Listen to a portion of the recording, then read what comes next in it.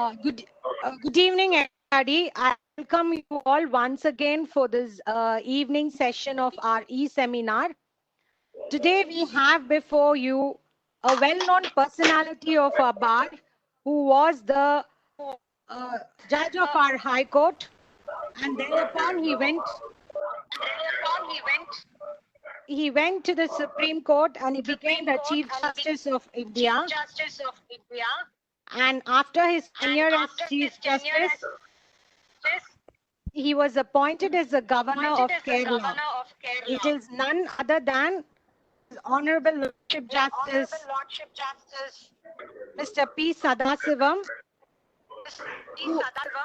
who is here to deliver a lecture on role of governor in Indian Constitution. Good evening. Participants, here we've got our guest of the day today, Lordship Mr. Justice P. Sadasivam. Ravindran, sir? Hi, can you hear me? Yes. Good evening, everybody. The topic of the day is role of the governor in Indian Constitution. The apt person to talk about this topic is His Lordship Mr. Justice Sadasivam. Everybody knows that he was a very friendly, relief-oriented, humble judge. We all know, I need not say that. And I am also proud, very proud to say that he was the first Chief Justice of India from Tamil Nadu post-independence. That also everybody knows. So I'm extremely thankful, sir, for accepting my invitation, sir. Now I please welcome you, sir, to address this gathering. Thank you, Mr. Ravindran. With deep pleasure, I have come to meet you all today via e-seminar. At the outset, I convey my best wishes to Mr. Ravindran, advocate, and his entire legal team for this excellent arrangement. I am addressing from my village, which is situated in Erode district, that is western part of Tamil Nadu. The COVID-19 is the biggest challenge that we are facing today, which is not merely a health crisis, but a human crisis that is taking heavy toll on everyone with varying degree of severity. These seminars are like a breeze of fresh air to legal minds during this pandemic time. The topic Mr. Ravindran has already announced, that is role of the governor in the Indian Constitution. Everyone knows well, Indian Constitution is an organic document. We have heard and said this phrase at least a dozen times every day during our professional life. Why I am using the word our professional life? Because I hope most of the audience are law graduates, lawyers, practicing lawyers, respected judicial officers, and persons holding high position. The constitution that we have today is a product of interactions between three elements: the text, the courts, and above all, the people. There is also a secret, that is fourth vital element that has command over the interpretation of the Constitution, that is the underlying politics of governance. Today, in my speech, I will address three pertinent questions relating to the Constitution. Number one, is the governor a link between the center and the state, or an agent of the center? Number two, who makes a good governor? Number three, should the governor be an activist? Before going into the actual topic with the three pertinent questions for discussion as mentioned above, it is useful to refer first to article of our constitution, which states, this is very relevant, India, that is Bharat, shall be a union of states. Because we are dealing with the role of governor, we have to mention the states. First schedule contains states and union territories. Constitution made it clear that Parliament has power to admit and form new states, increase or diminish the area, alter the boundaries, and even name of the state if required. Part 6 of the Constitution deals with states.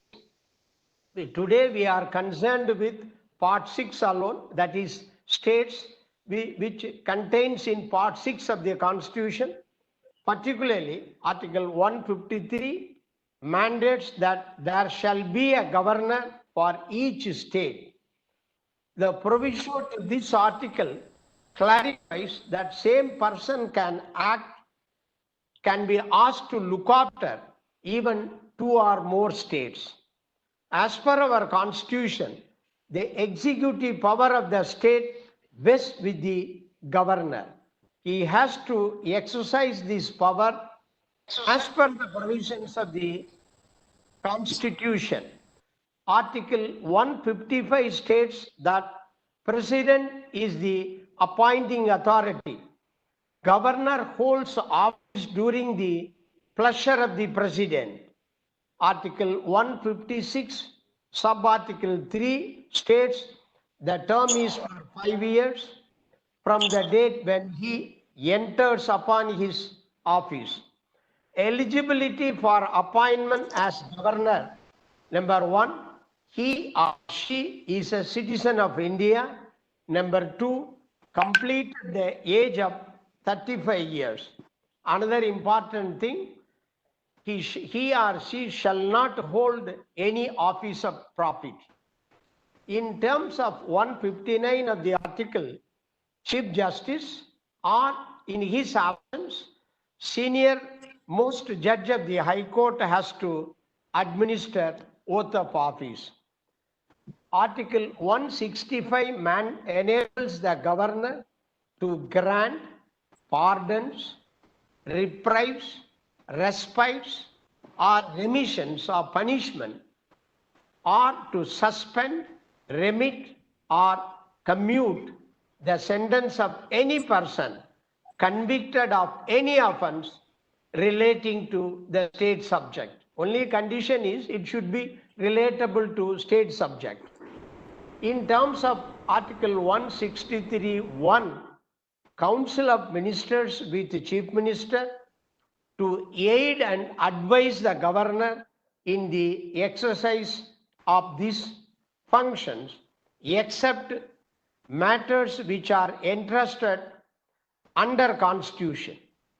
If the subject is within the ambit of states and not contrary to the Constitution, the same is binding on the governor. In other words, if it relates to state subject and not opposed to or not contrary to Constitution, governor has to accept the recommendation of the Council of Ministers and to give his consent or approval. Another interesting or important point is no need to disclose or anyone to compel to reveal the advice tendered to the governor by the cabinet. Governor has to approve the chief minister and other ministers on the advice of chief minister for appointment. Article 167 mandates that it is the duty of every chief minister, council of ministers to communicate all decisions relating to administration of the affairs of the state and proposals for legislations. Everything has to be communicated to the governor then and there. Article 174 mandates the governor to summon the House of the Legislature, prorogue the House, and dissolve the Legislative Assembly.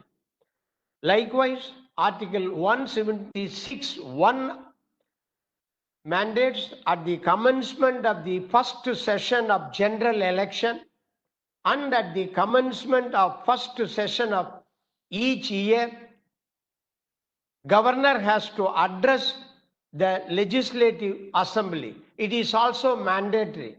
Without the address of the governor before at the commencement of the first session, even government cannot function.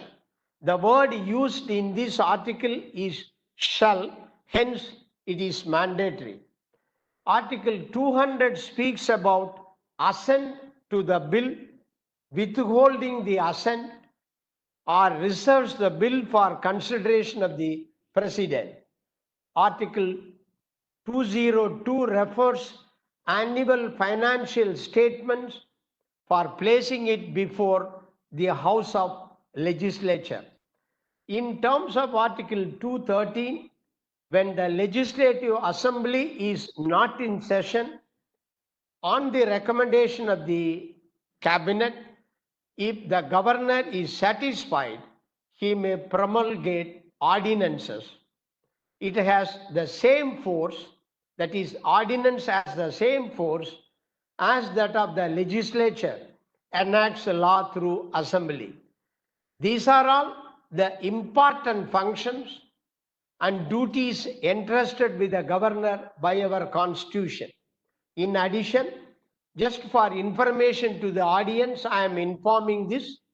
Apart from this, as per various statutes, governor functions as a chancellor of state universities and takes administration and control over it in all academic matters.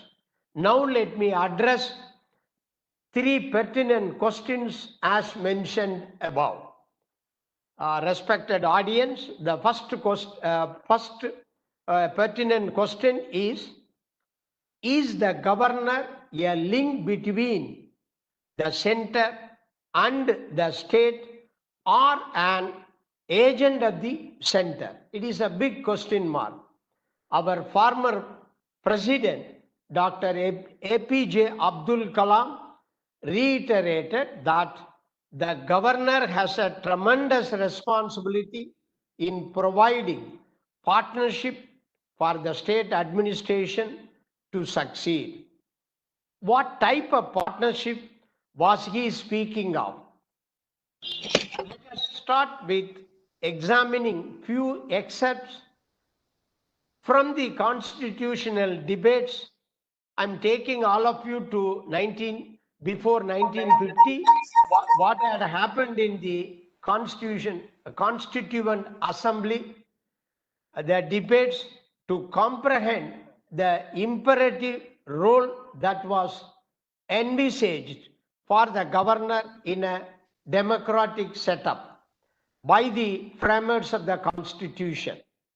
In the Constituent Assembly, the speech of Sri Mahavir Tyagi would be pertinent in this context.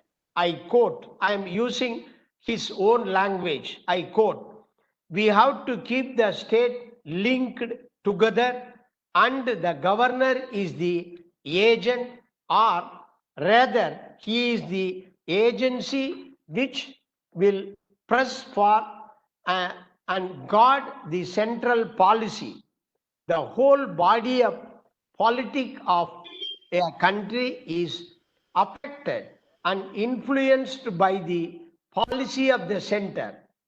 Take, for instance, subjects like defense involving questions of peace or war, of relationship with foreign countries, of our commercial relations, exports and imports. All these are subjects which affect the whole body politic and the provisions cannot remain. I am meaning provisions stroke states cannot remain unaffected. They cannot be left free of the policy of the center.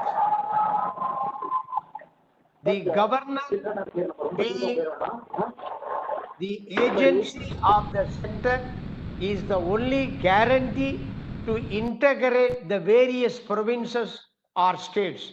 Is because very important. I am repeating the sentence once again. The governor being the agency of the center is the only guarantee to integrate the various provinces or states. The governor must remain as the guardian of the central policy on the one side and the constitution on the other. Unquote. Respected audience, wait to hear the full speech. Don't make an impression as yet.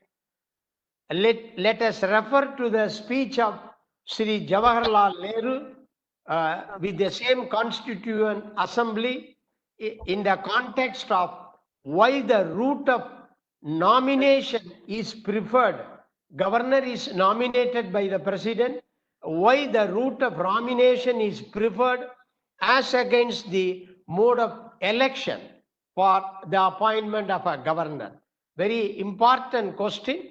Nehruji, as explained in the Constituent Assembly at the time of framing of the Constitution, I am just quoting his actual words. I quote, I feel that if we have an elected governor, there will be far fewer common links with the center.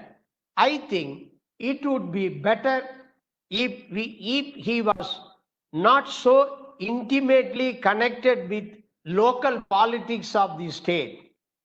Would it not be better to have more detached figure? It probably would be desirable to have a people from outside. It probably would be desirable to have people from outside, eminent people, sometimes people who have not taken the great part in politics. Politicians would probably like a more active domain for their activities, but there may be an eminent educationist or persons eminent in other walks of life, eminent educationist or persons of eminent in other walks of life who would naturally, while cooperating fully with the government and carrying out the policy of the government, or at any rate helping in every way so that policy might be carried out, he would nevertheless represent before the public someone slightly above the party and thereby in fact help that government more than if he was considered as part of party machine. Unquote. These are all the words of Panditji. Thus, the kind of role envisaged for a governor in the Constitution is that of formal channel of communication between the union and the state governments. It bears every limited political overtones. The appointment of eminent people from all walks of life as a governor was the intention of the framers of the Constitution. This is very important. However, sadly, in the prevailing circumstances, that itself has become a controversy nowadays. Moving on to some of the decisions of our highest court, namely Supreme Court, in state of Rajasthan versus Union of India, this was reported in 1977, volume 3, Supreme Court cases, page 592. a constitution bench of the apex court described the function of a governor as follows. I quote from that judgment. On the one hand, as the constitutional head of the state, he is ordinarily bound by reason of a constitutional convention by the advice of his council of ministers conveyed to him through the chief minister, barring very exceptional circumstances. On the other hand, as defender of the constitution and the law and the watchdog of the interest of the whole country and well-being of the people of his state in particular, the governor is vested with certain discretionary powers in the exercise of which he can act independently. One of his independent functions is the making of the report to the union government on the union government. One of his independent functions is the making of the report to the union government on the strength of the presidential power under Article 356(1) of the Constitution could be exercised. Insofar as he acts in the larger interest of the people, appointed by the President to defend the Constitution and the law, he acts as an observer on behalf of the Union and has to keep a watch on how the administrative machinery and each organ of the constitutional government is working in the state. Unless he keeps such a watch over all governmental activities and the state of public feelings about them, he cannot satisfactorily discharge his function of making the report, which may form the basis of the presidential satisfaction under Article 356(1) of the Constitution, unquote. This is the relevant paragraph, important paragraph from the Constitution bench of the Supreme Court. Likewise, another Constitution bench, namely BP Singhal versus Union of India, reported in 2010, Volume 5, Scale 134, where I was one of the members in the bench. The court held the following regarding the tenure of governorship. I quote, "A governor cannot be removed on the ground that he is out of sync with the policies and ideologies of the union government or the party in power at the center, nor can he be removed on the ground that the union government has lost confidence in him. It follows, therefore, that change in government at the center is not a ground for removal of governors holding office to make way for others favored by the new government," unquote. The Constitution has provided for special role for the governor. What is that special role? It is a position with sanctity, and the Constitution bestowed the office of governor with independence to rise above the day-to-day politics and override compulsions either emanating from the central system or the state system. The governor's role is to distill the best of aspirations of the people. This is very important. Respected audience, having said all of this, there is this daunting question. which is hovering in all your minds. Is this the reality on ground? A big question. Is this the reality on ground? On a lighter note, I would to simplify the relationship of a governor with the state and center government, respectively, with the help of an simple example, particularly from a family setup. Let us suppose the central government is the mother and the state government is the wife. Now you already know whose role the governor takes up. Yes, you are right. The role of a husband. The governor is a role of a husband. A position where to the exterior world you are the decision maker, but in reality there are two prominent underlying factors prompting you the words. At the outset, it may give the impression that the husband's role is inessential. However, we all would agree, including my madam colleagues, that the role of a governor, a role of a husband is a pivotal in a family, since he is a link or a bridge which facilitates the communication between the mother and wife in times of crisis. Let us replace the role of a husband with the governor and the family with democratic setup.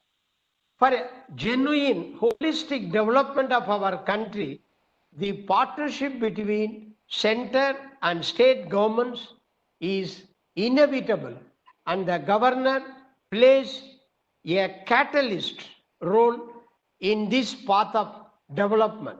Thus, according to me, the partnership that Dr. APJ Abdul Kalam spoke of for a governor with the center and state government for a successful state administration is that of a husband's role.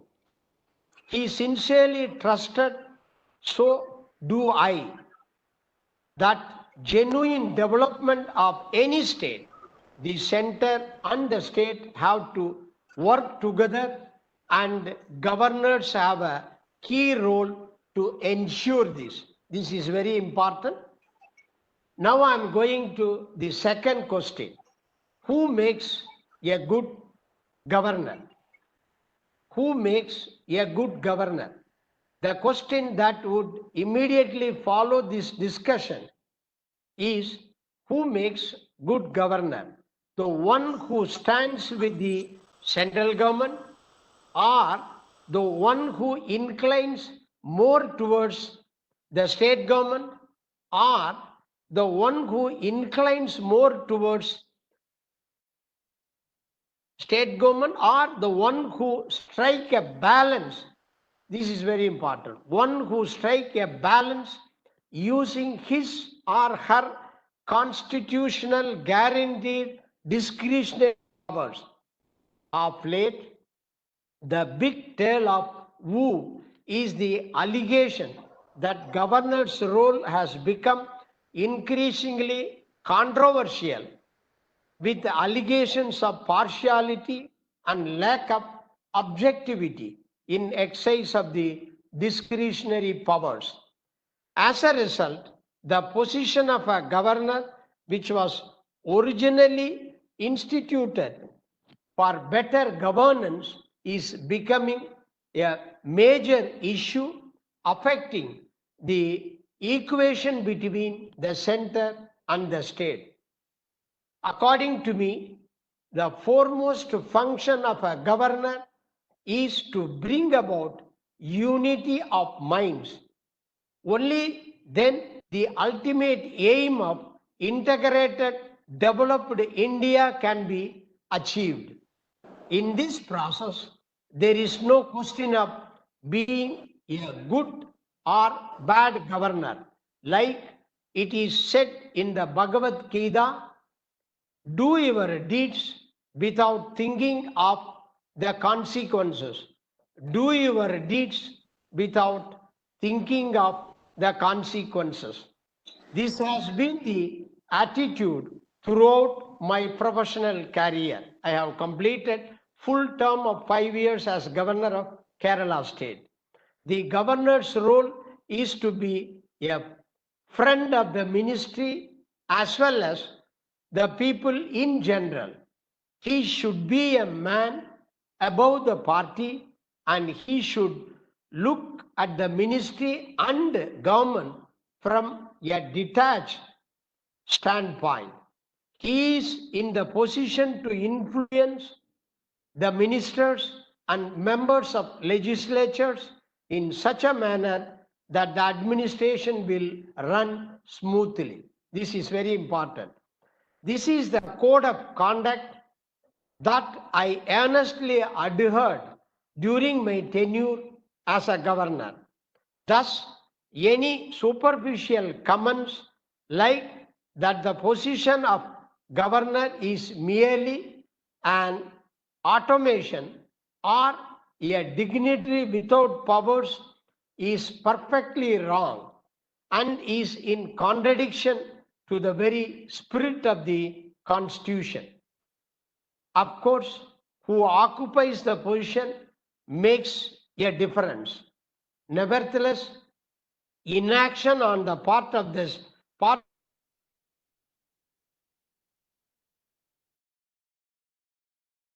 itself. I'm coming to the last third question. Should a governor be an activist? In case of any political crisis in a state, the bulk of it has to be faced by the first citizen, that is governor. In other words, during the crisis, governor has a big role. The people and the media focus their attention on the action emanating from the governor. The role of governor is like that of United Nations in the international legal order. The aim of the United Nations is to achieve peace and prosperity in the world. Likewise, the role of a governor is to promote the nation vision at every opportunity and guide the state government in such a transformation. The activism should be shown to make the governments in states work harmoniously. That is very important. Like that of United Nations, which facilitates talks between two sovereign powers through diplomacy, a governor is required to facilitate talks between the center and the state government when and where required. As a judge, I dealt with the cases by letter of law, whereas as a governor, I had to deal with minds of politicians and hearts of the people.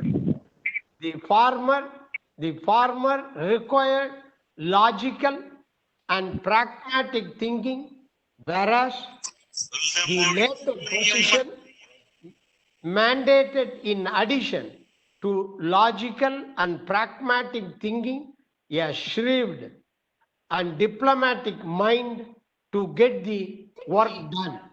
However, one should understand that activism does not mean interfering in the day-to-day administration of the government. Once again, I thank the organizers, particularly Mr. Ravindran and his entire team, for arranging and coordinating this seminar in such a competent manner.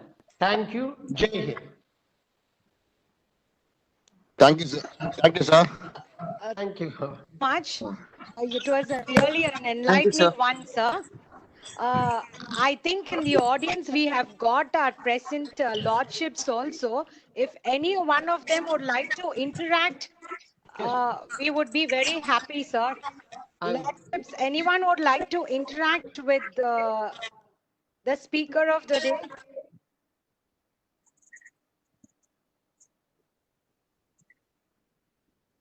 Okay, sir, yes, don't think, sir, I would just, now our senior counsel, Mr. yes.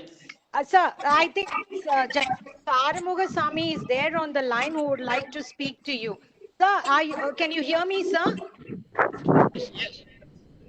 Yes, madam. Good evening, very good evening, sir. Very good evening. How are you, ma'am? Good, sir. Whether Thank I you, can- sir. Thank you. Whether I can directly talk to Honorable? Yes, sir. Excellent. You can. You Brother, I'm Good evening. Ah, Good evening, Lordship. good evening. Member, Good evening, brother. it says when Lordship was adorned as Excellency during the number of crisis, Lordship has established and decided what you have maintained is absolutely, it is a practically you have executed, Lordship. Therefore, that's what I wanted to impress upon your Lordship. Thank you, Lordship, for the opportunity for me. Thank you, my Lord. Thank you, brother. I think Lordship is wanted to say, I think Lordship can anything to me.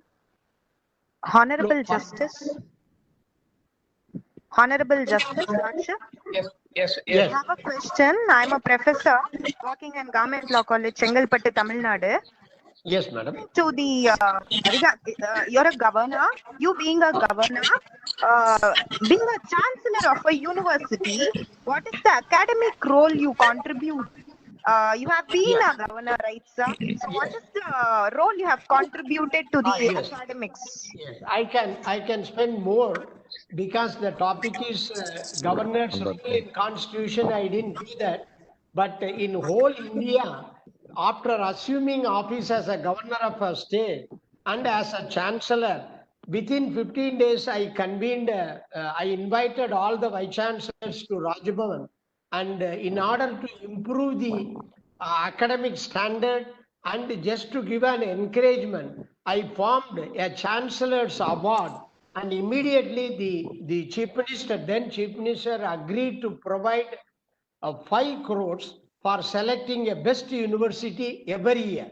So that during my tenure, during 5 years, I selected by a body of experts, I selected a best university, and in the presence of chief minister and myself, we handed over 5 crores to the universities, and I personally attend all the convocations, and I can proudly say, and I was informed by my office, I am the only governor participated even in the convocation of the nurses, not only the doctors, but nurses convocation also.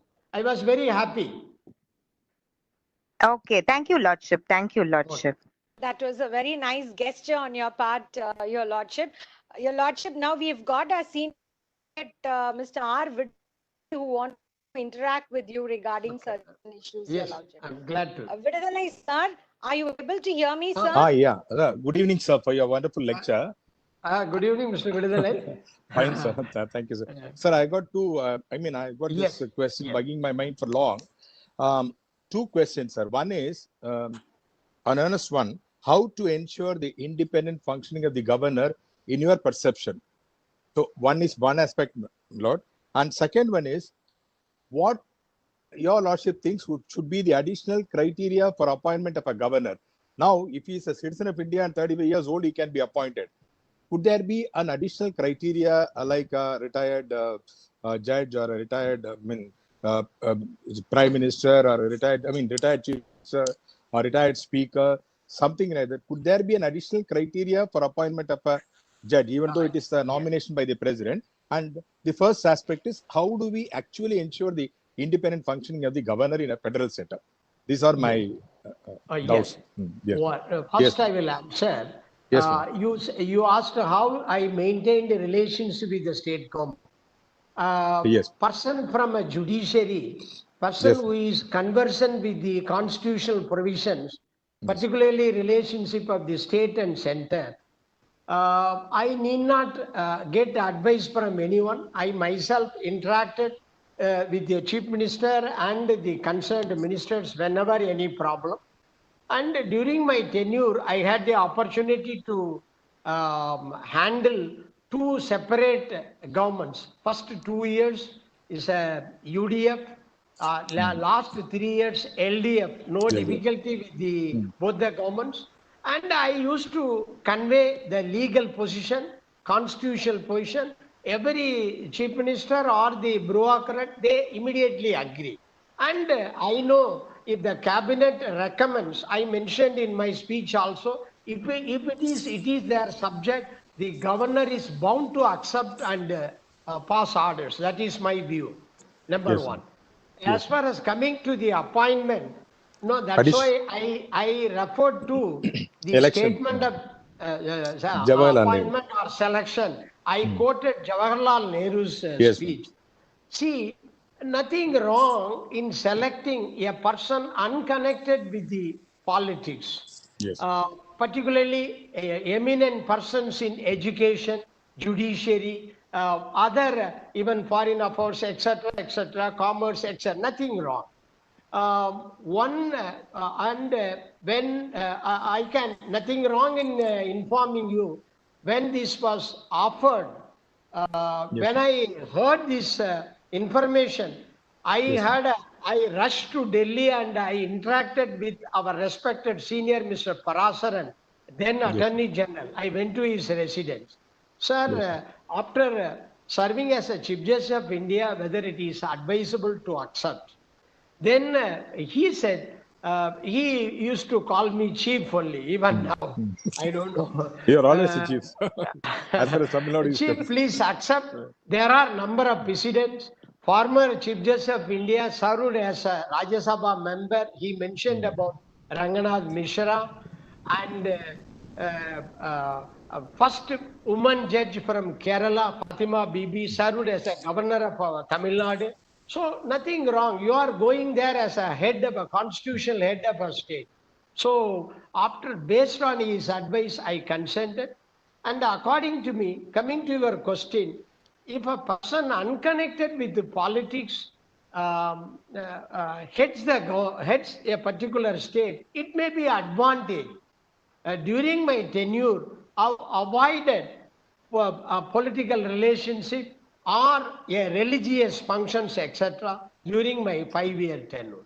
And I used to advise the Chief Minister in the appointment, selection of judges, other thing, what are all the criteria? You are free to recommend your case. Then I will forward it to the government. That I did. Yes, brother. Thank you. Thank you, brother. Okay, thank you, Mr.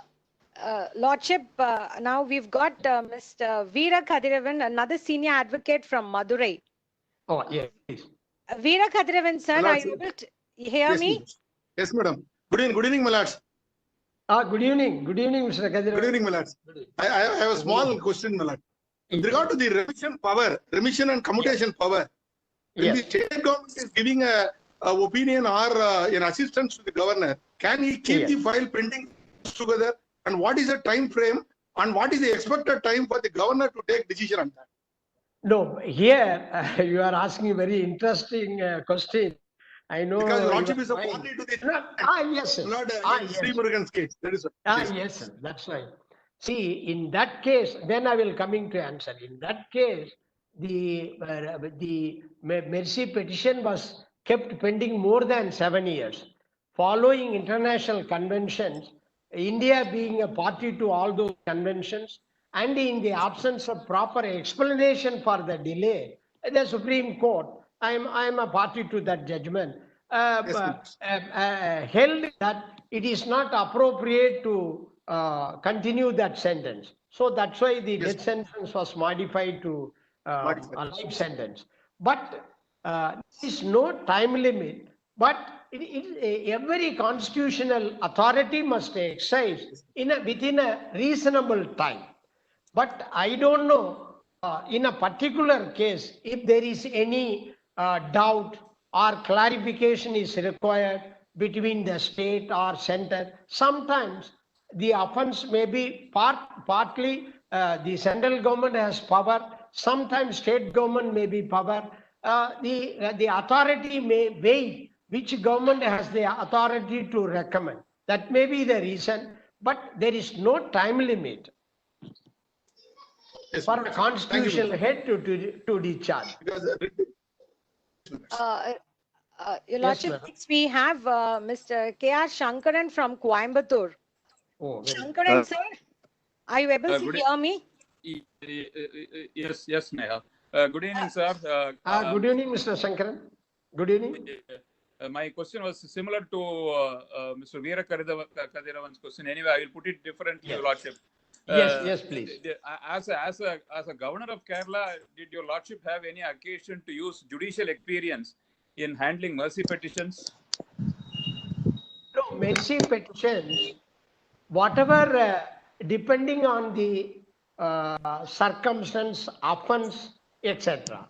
And when the mercy petition is placed before the governor, immediately within few days, I will forward it to it is the duty of the governor to forward it to the government to get their views also. Report from the jail superintendent, concerned jail superintendent. There is also a committee. The committee will pass on the conduct of the person, and depending on various circumstances, including the offense, the governor has to take a decision. Thank you, Lordship. Thank you. Your Lordship, next we have the future legal luminaries, the law college students. One Okay. Mr. Ajay Prabhu. Ajay, are you able to hear me? Ajay? Mr. Ajay? Ajay? Okay, I think he's got some problem. Another person is there on the line, Your Lordship. It's Basava Raj Murugan. Basava Raj Murugan, are you able to hear me?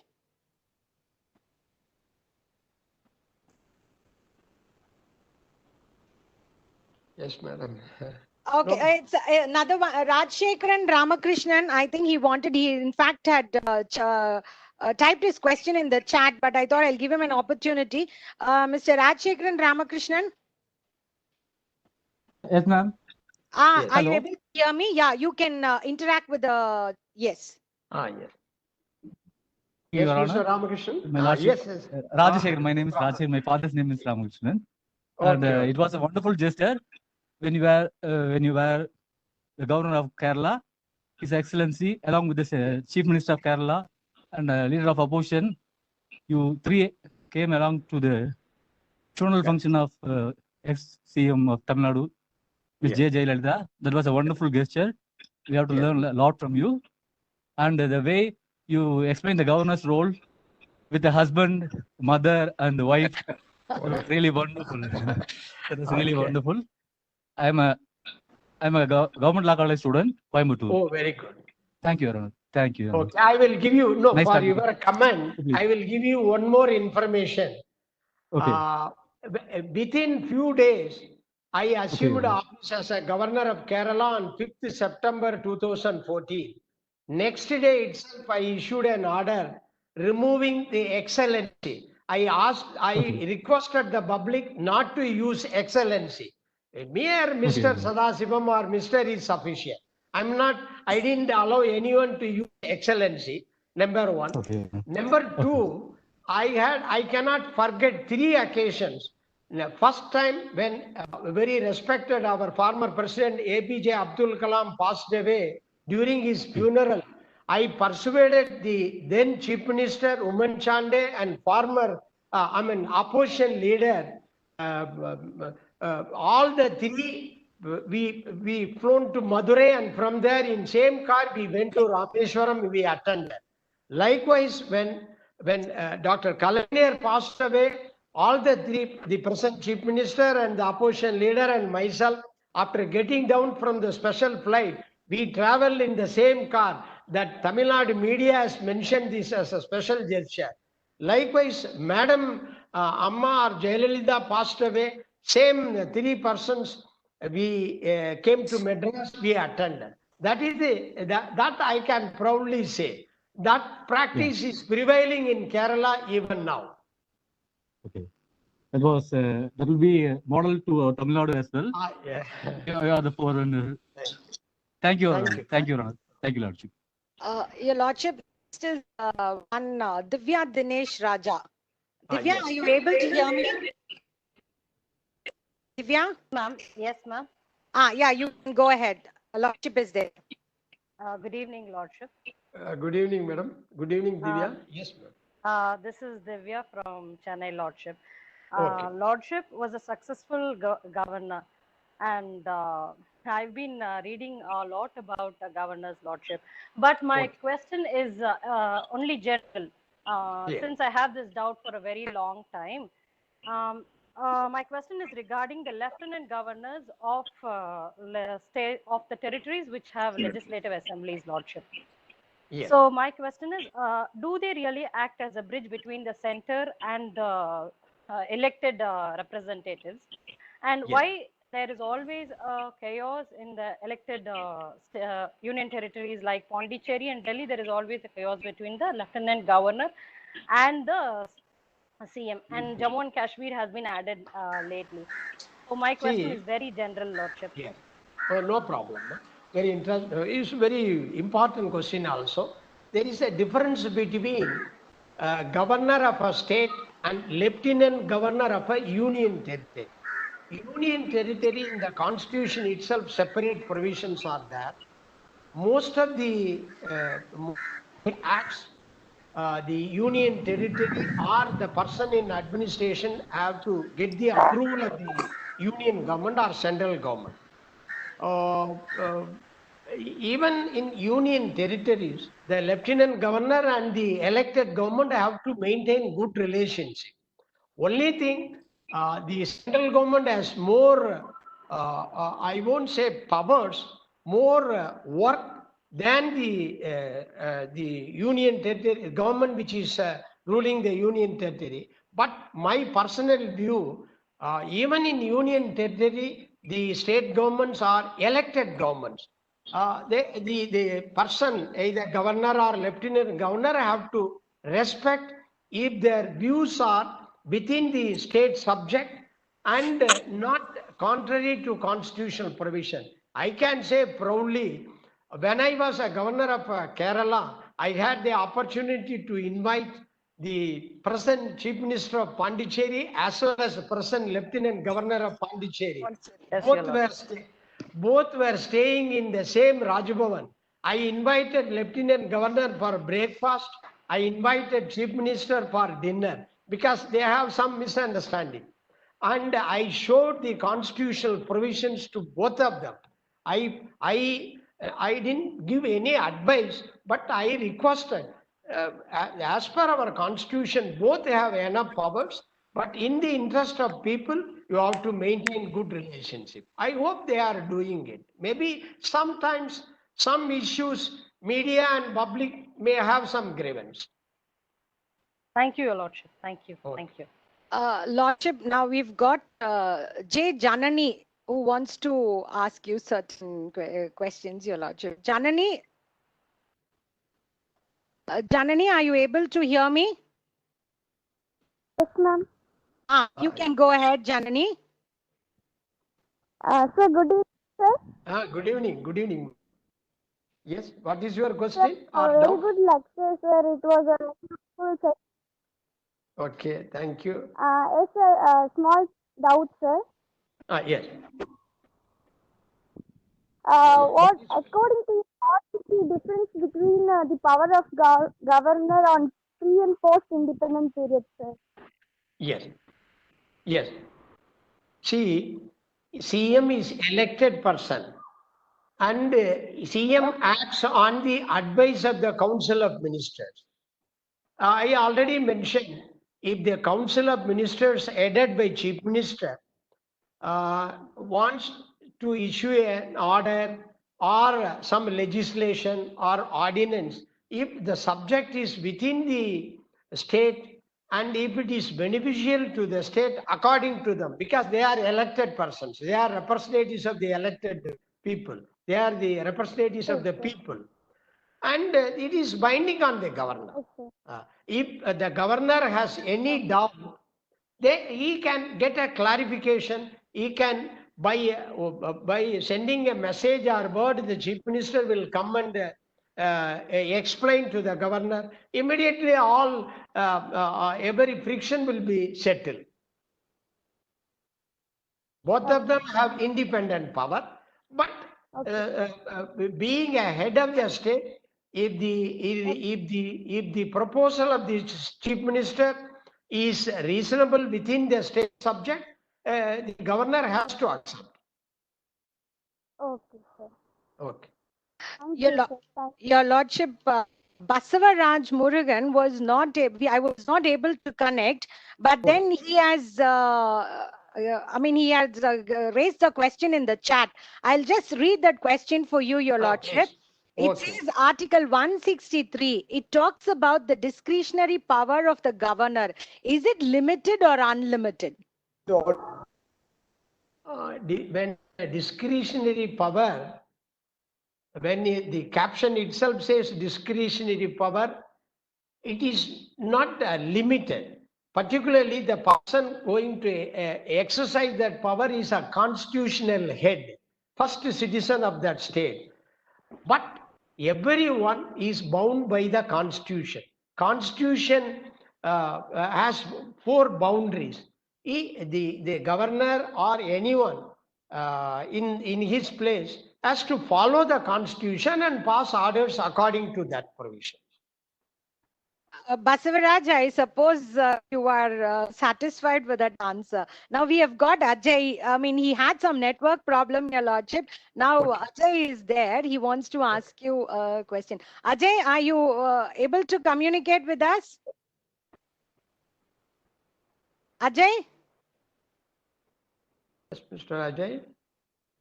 But then his question was, Yes. in any situation, can a governor order a minister for the welfare of a state? Can you order a minister in the interest of the state? So that was his question. I suppose that was his question, because I'm not able to get the question right. No, But then- normally governor, no restriction, but normally governor never issues any direction to the individual minister. Every decision or direction goes to the chief minister, then from there chief secretary, then to the concerned department. But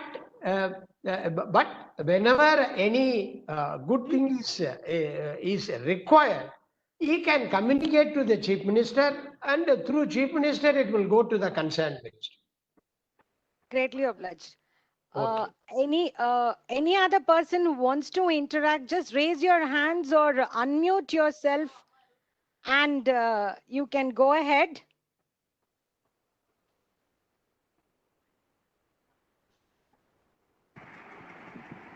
Good evening, I think Lordship. someone is unmuted. Yes. Yeah. Good evening, Lordship. Identify yourself. Yes. Yeah, my name is Manoj Yeah. from Site of School of Law. Okay. Okay, Lordship, I had a question. I have a Yes, question yes. about current scenario. Yes. Now there is a war on India. Pardon, sir? Pardon? What is your sentence? Just inform. There is a war between. Yes. Yes, There is kindly a war repeat. between. Wall between. Yes, tell me. Yes. Prime Minister declares. No, I'm not able to. Lordship, it's clear. Manoj, your voice is not clear, Manoj. You just make it clear because it's breaking. Or you can, Manoj, you have unmuted.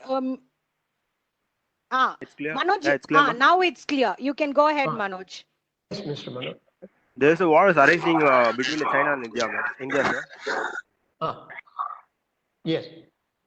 Yeah. When now the president or prime minister declares Yes. a national emergency. Yes. what will you do for the state which you are a governor? What is the No, first thing when you the, will pres- you will do? when the president issues a proclamation, an emergency for a whole country or a particular state, the governor has to follow the presidential order. You said the president passes a proclamation, what a governor can do. That is your question, correct? Yeah. Presidential proclamation applies to all, including governor. Governor can convey the state's view to the president, but he has to follow the presidential order. So I'm really sorry, but then there's one interesting question from one Miss Diravyam Dinesh Sri Ramalu. He has got it typed in the chat box. Sri Ramalu, sir, are you able to hear me?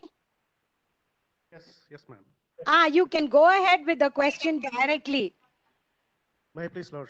Yes, Mr. Sri Ramalu.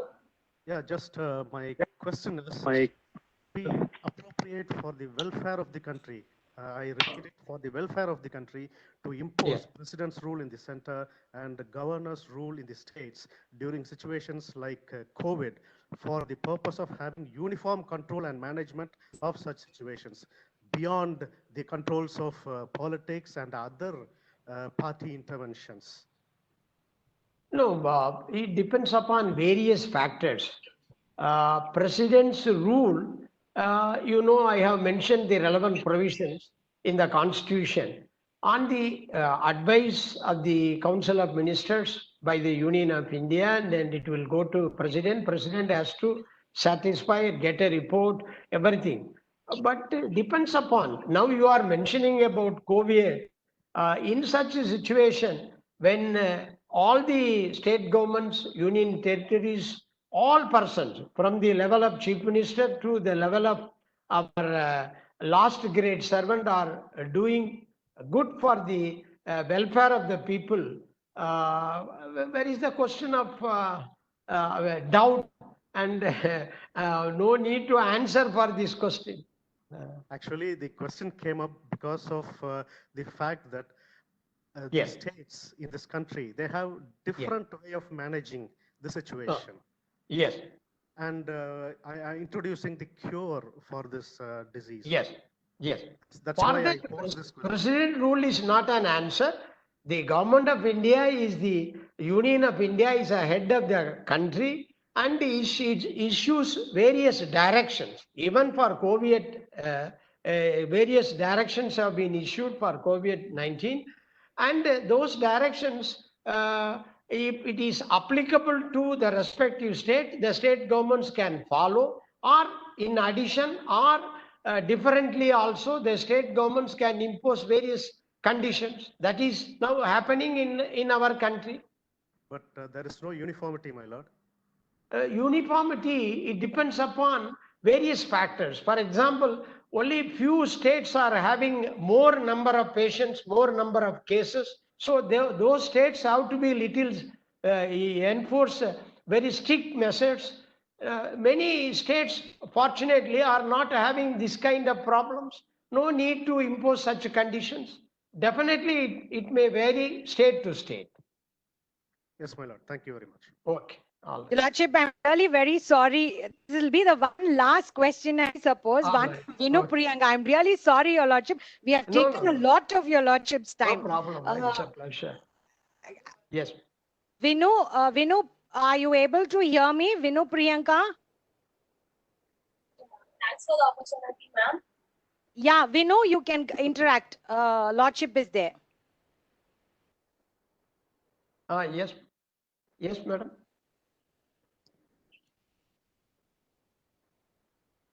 Your audio is not clear. Sir? Yes. Yes, sir. My question is that, sir. Yes. So, if a person accused, is that here, ma'am? Ma'am? Hello. Pardon? Sir, am I audible to you, sir? Sir? Sir, am I audible to you, sir? Yes, Vinu, you are audible. You can go ahead. If suppose a person that is accused, if he has been tried by the CBI investigation, and later he has been convicted. So it comes to state Yes. subject. So in this case, can a governor can use his judicial powers like respite, remission, or even like any such things if it is a central subject, sir? Because a governor can use his power only for the state subject, I believe. Since the case is investigated by a CBI officer, it the governor can involve in this, sir. Yes. Yes. This is also very little ticklish question. Because whether can you able to hear me? Yes, Madam? sir. I'm able to hear you, You are sir. very audible. Yes. You are very audible. Yes. According to you, the offences are under state subject. Yes. The offences are a state subject. But the investigation is going to be, or investigation being conducted by CBI. Whether governor of a state can alter the sentence, give remission, etc. Very interesting question. Normally, if the state cabinet recommends to the governor has to get the views of the Union of India, Government of India also, because though no offense under the Central Act, because the investigation by CBI, formally the governor has to get the views of the Union of India and take a decision. Okay, sir. Okay, thank you so much, sir. Okay, thank you. Lordship, thank you so much for having spent your valuable more than an hour with us and enlightened us on the governor's role in the Indian Constitution. Now, Mr. J. Ravindran. Thank you, madam. Sir, thank you, sir. Yes. It was an Thank you. excellent educative session, sir. We are so thankful to you, sir. Thank you. I must also thank you, Mr. Ravindran, because after nearly 6 years, I got an opportunity to hear many advocates and friends in the judiciary. Thank you. Of your alma mater, sir. Okay. Thank you, Thank you so much, sir. Stay safe, sir. Thank you, sir. Thank you so much. Okay. Stay safe, sir. Now.